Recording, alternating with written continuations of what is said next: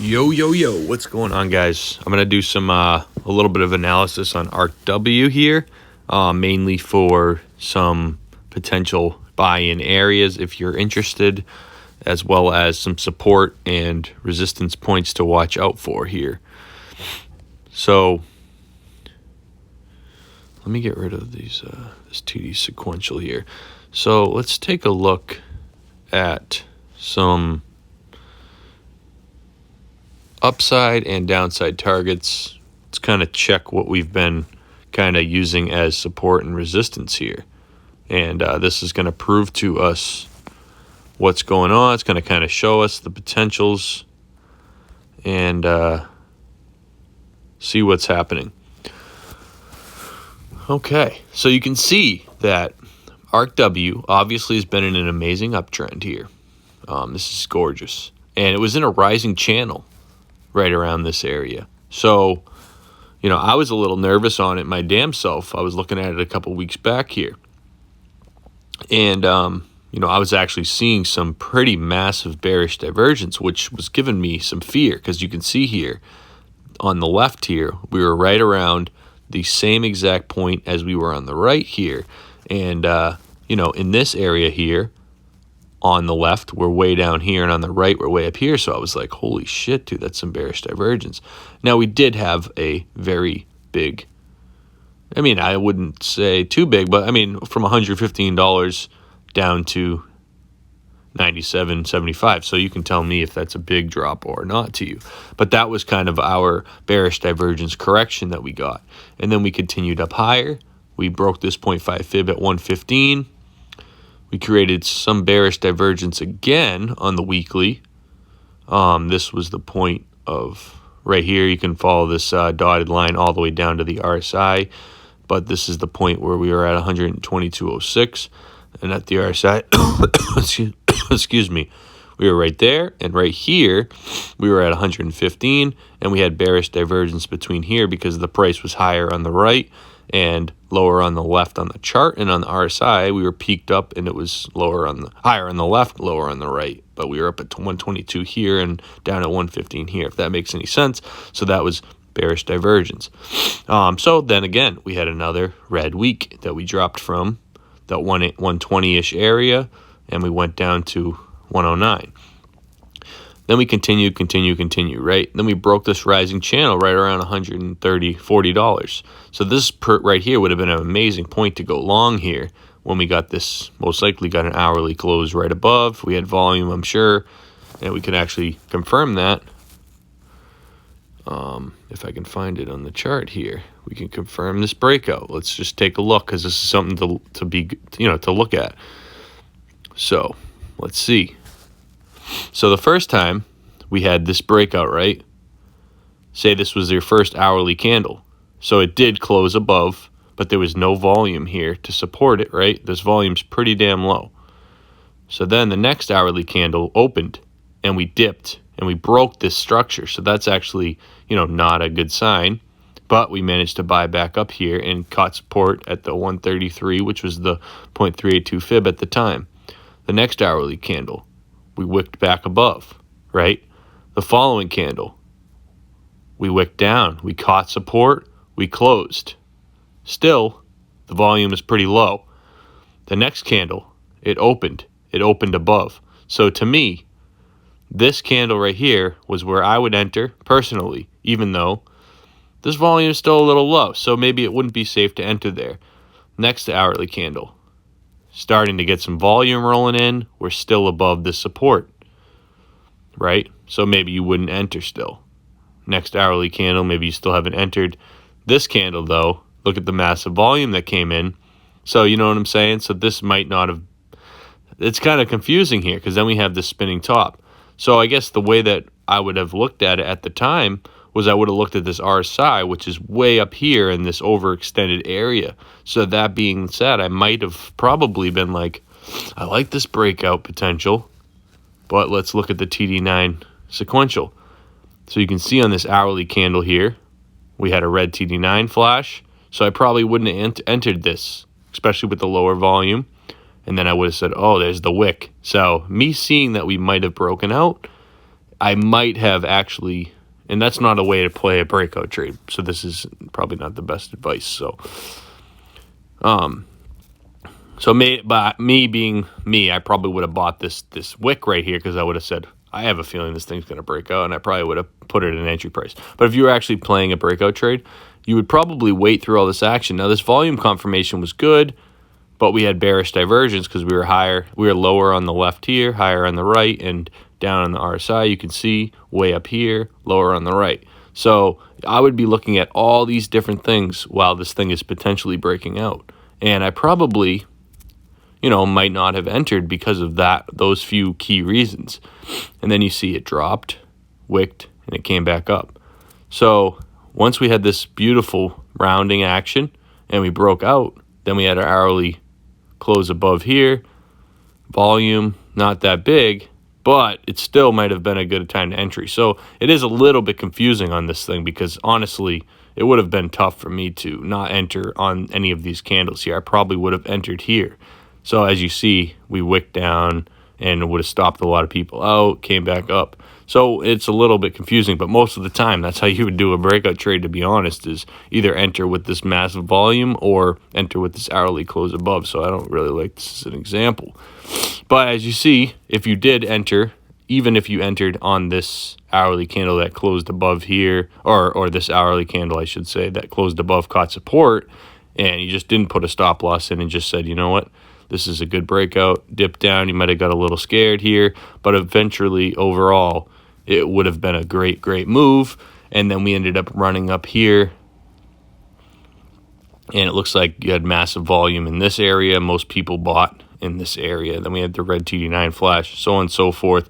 Pink TD9 flash as well, and then it had a dump, and then we caught support here. So even if you did enter in any of these areas here down at $134, by the time it came down here, you still wouldn't have been stopped out if you did happen to put any type of stop losses in at this point, and you wouldn't have been wicked out. So anyway, wasn't the best example for a breakout trade, but needless to say, you can kind of see what has happened since then.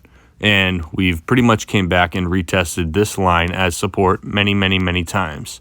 So now we've ran up and we've found support a bunch of times on this 155 area here, and we ran all the way up and we got rejected at this 192 area.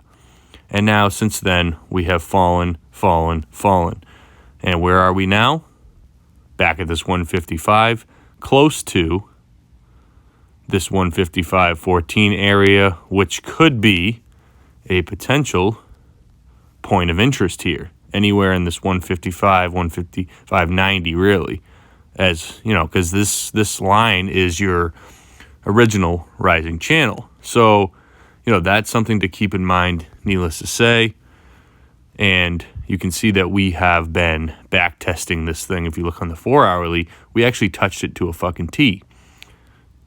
Now, of course, this doesn't actually mean that it can't fall back in here and actually break down, but if you look at the 4-hour here, as of right now, we are getting a nice bounce, and we do have bullish divergence, because you can see the price action on the left here is it's straight across, right? So if we drew a line here, what do we have here? It's not straight across. Straight across would be like this to match the RSI, but it's not. It's lower on the right there than the left. So that being said, that's bullish divergence. So we are pretty oversold per se, because this is pretty low on the RSI. So we actually got a very nice correction to reset that RSI. Now, obviously, the scary part of it all is that this 4-hour EMA is coming down to cross. But with this potential bounce that we're showing here and this bullish divergence, we could actually see ourselves to get a nice run back up to test this 172 area. Now, we're going to have to be cautious, obviously, because if we get this cross here, it might come up here and then fall back down. But as long as we don't break below this 154.28, we should be pretty good. So, maybe we'll end up just bouncing here for a little while, running in between these levels. It's hard to say 100% because we have this potential Death Cross was just kind of showing that we're going into a potential short-term downtrend. And on the daily here, we fell below the daily 20 EMA, which we have been following most of this time here throughout the trend.